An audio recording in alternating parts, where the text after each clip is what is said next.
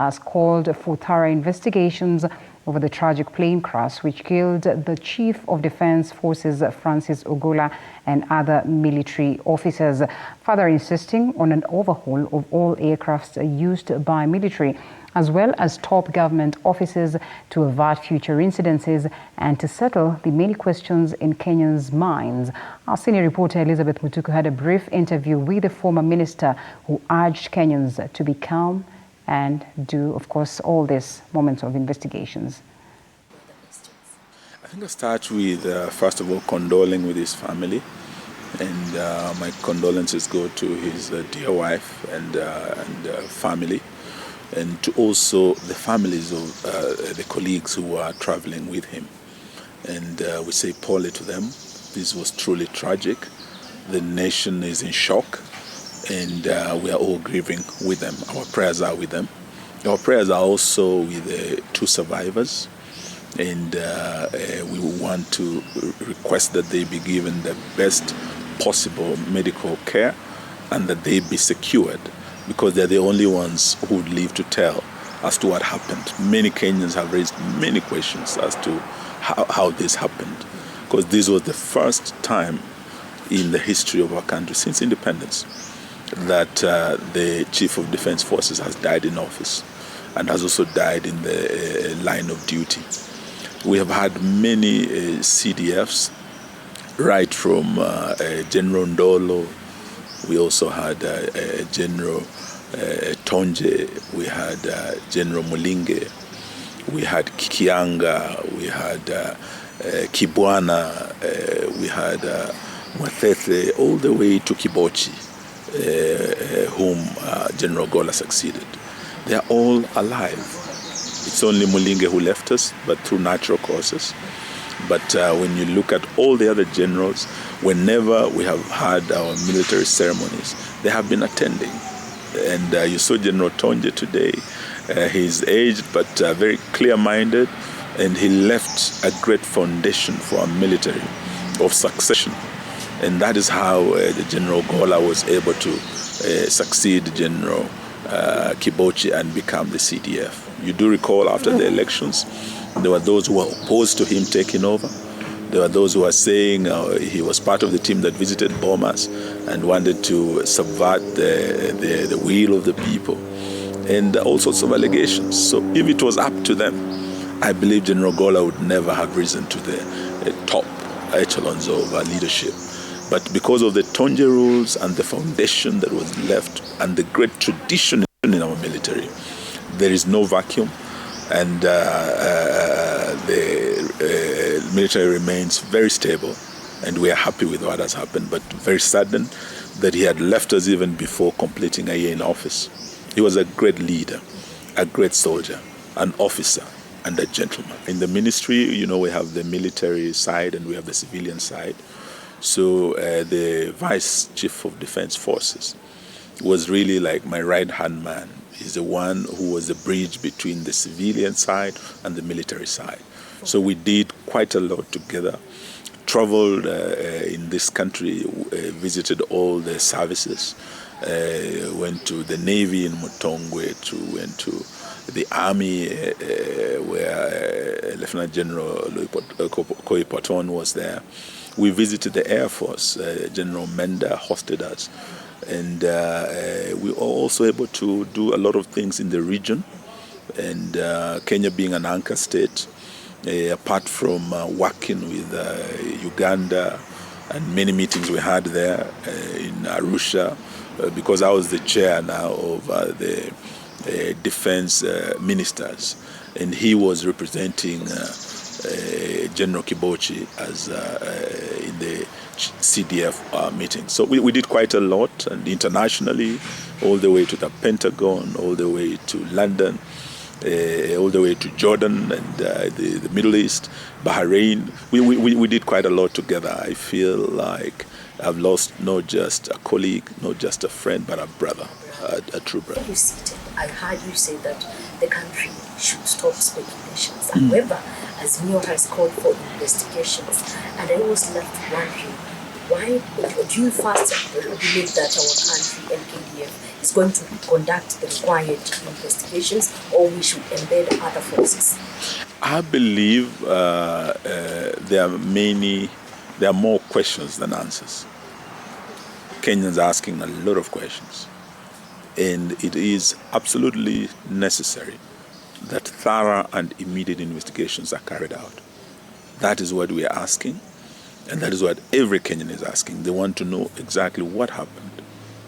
And that is something I've been urging Kenyans not to speculate, because all the questions they are raising, including why these aircraft, why those junior officers, why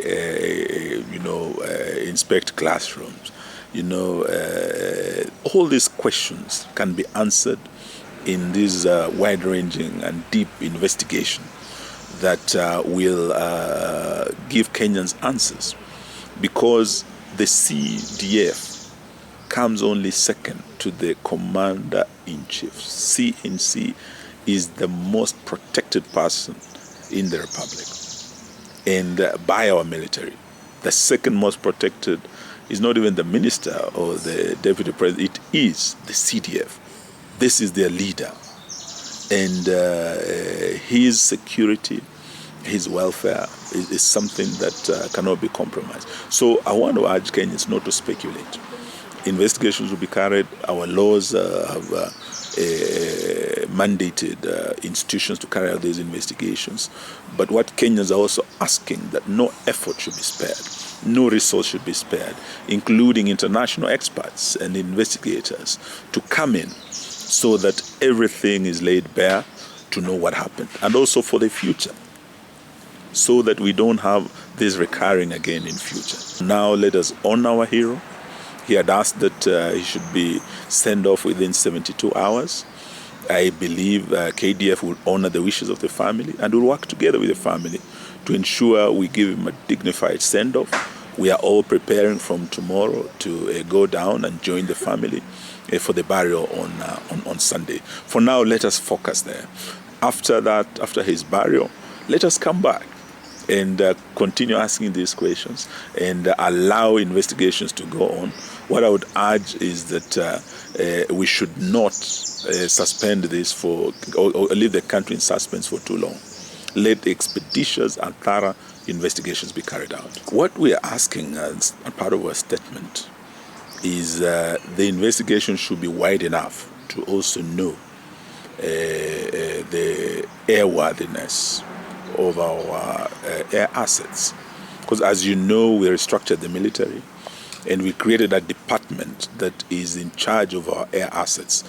And that National Air Support Department is based at Wilson. So we must find out if a thorough assessment can be done to establish the airworthiness of all our air assets. The other thing that must be done is the serviceability of these assets, because we're not just talking about the safety of our officers. We're also talking about the safety of senior government officials who use these air assets, including the helicopters, including the Dash 8 that transport senior officers of government. What has happened has never happened before. It's an unprecedented development. So I believe they're equally in shock, just like all the other Kenyans. And that is why it is absolutely necessary that these investigations be done expeditiously and in a thorough manner, so that all the questions are answered and this matter is laid to rest. That would also be good for our military as we move forward. As I've said, because of the Tonje rules and everything, succession, there's no vacuum in the military. So succession should be smooth, and going forward, what we must look at would be the safety of our officers and senior government officials.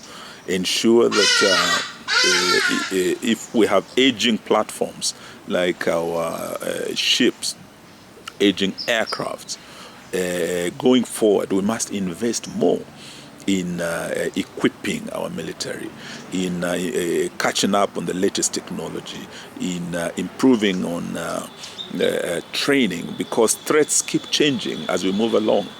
And even the enemy like Al-Shabaab, they keep advancing in their use of drones and other technologies. So we cannot retain the old equipment, the old aircraft. With time, we must invest in new equipment. I know you had memories of the late CDF. Yes. What are some of the best memories you'd like to recount in this program? I think one of the most interesting was our last days when now our term was ending and we were to pick a gift for our president. So he came in and we had a chat in my office. So what are we going to get, boss? And there were all sorts of ideas. But what many people didn't know that General Ogolla was a golfer, an avid golfer. So he said, Waziri, why don't we get the boss some nice, golf clubs? And we did get that. And when we were at the Ulinzi complex now doing the ceremonies, our farewells, and he gave me the clubs to present to the president, he was very, very pleased. And we agreed that even in retirement, we look for him and do some golfing. I was very, very pleased to see President Uhuru has started golfing. So I was looking for the general to tell him, looks like our golf clubs are working. So let's find for some time, and we challenge the president to a game. Unfortunately, he has left us. I remind the former president of the golf course that General Ogolla left, but he left us some fine golf clubs. The military have a song and they have a saying that soldiers never die, they just fade away. General Ogolla has not died. He has faded away. He did his tour of duty, and he's waiting for us on the other side. We will meet again. Keep faith and keep praying, and our prayers are with you.